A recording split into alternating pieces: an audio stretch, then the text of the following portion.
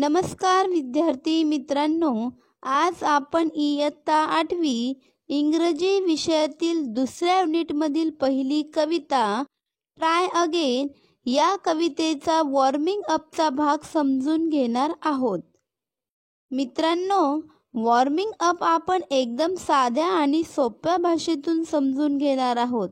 मित्रांनो, आपण हा व्हिडिओ काळजीपूर्वक समजून घ्या.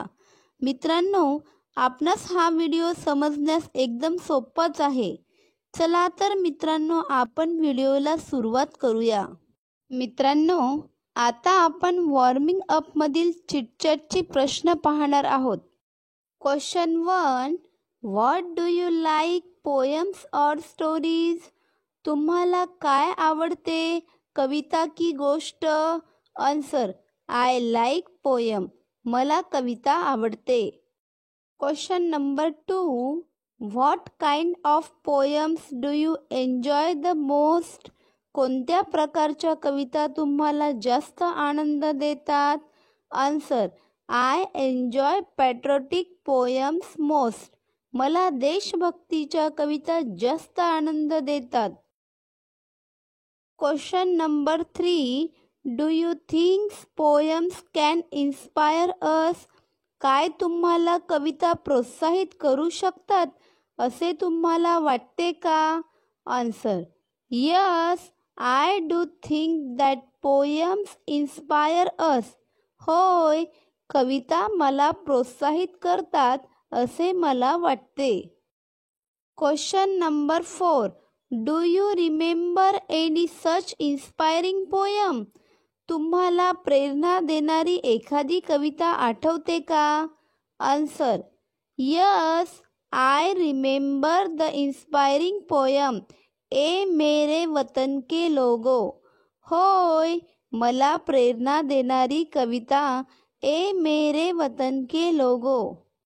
Question number 5. When did you learn or listen to it? तुम्ही ती कविता केव्हा शिकलात किंवा ऐकलात? Answer: I listen on Independence Day in my school. मी माझ्या शाळेत स्वातंत्र्य दिनाच्या दिवशी ऐकली. Question number 6. What message do you get from it? त्या कवितेपासून तुम्हाला काय संदेश मिळाला? Answer: I love country and devotion for country. मी माझ्या देशावर खूप प्रेम करतो आणि मी माझ्या देशाला समर्पित आहे. आता नेक्स्ट आहे 1 मध्ये आहे ए.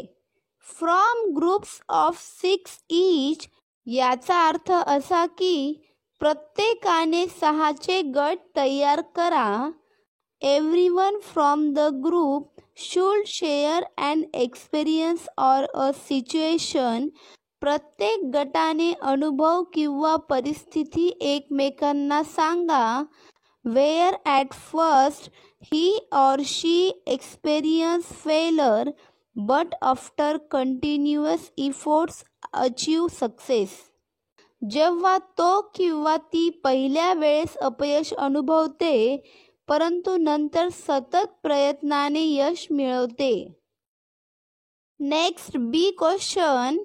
Decide which experience share in the group is the remarkable.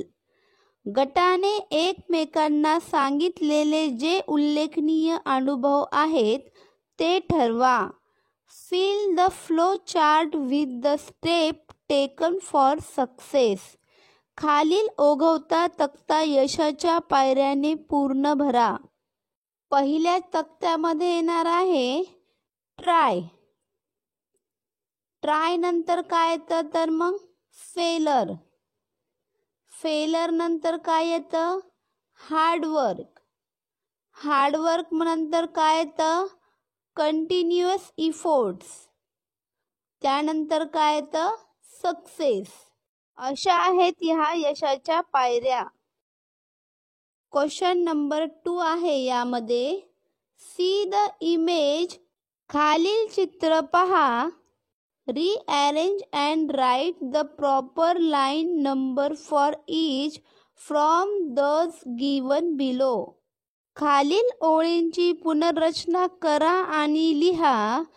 त्यानंतर खालील चित्रांना योग्य क्रमांक द्या. पहिल्या चित्रासाठी चौथी ओळ येते बघा. A spider began to climb a wall. कोळी भिंत चढायला सुरुवात करतो. दुसऱ्या चित्रासाठी 3 नंबरची ओळ आहे.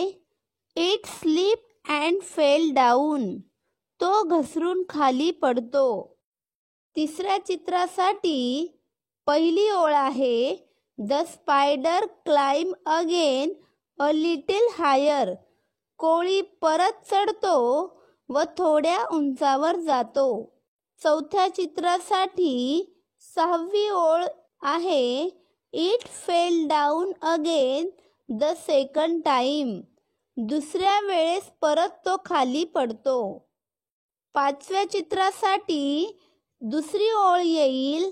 Eight it did not give up and climb higher and higher. एवढ्यातच माघार नाही घेत आणि उंचच उंच चढतो. 6व्या चित्रासाठी 5वी ओळ येईल.